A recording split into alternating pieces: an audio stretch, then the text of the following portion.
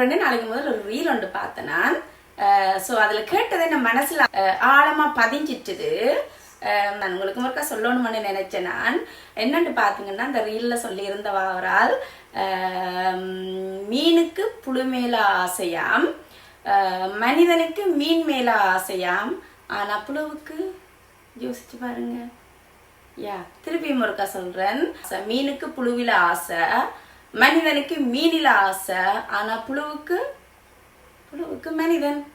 ஏன்னா நம்ம செத்து முடிய 6 அடி மண்ணுக்குள்ள தானே போறோம். 6 அடி மண் மட்டும்தான் எங்களுக்கு சொந்தம். ஸோ அதுக்கு பிறகு யாருக்கு நம்ம சொந்தம்? புழுவுக்கு தான் சொந்தம். புழுவில தொடங்கி புழுவிலேயே முடியுது வாழ்க்கை. அதுதான் வாழ்க்கை. ஒரு சின்ன ஒரு வட்டம் மட்டும்தான் வாழ்க்கை. இவ்வளவுதான் வாழ்க்கை. இதை மிஞ்சி ஒன்றுமே இல்லை. இது உண்மையா யோசிச்சு பார்த்தீங்களா, அர்த்தமான ஒரு இதுதான் இது.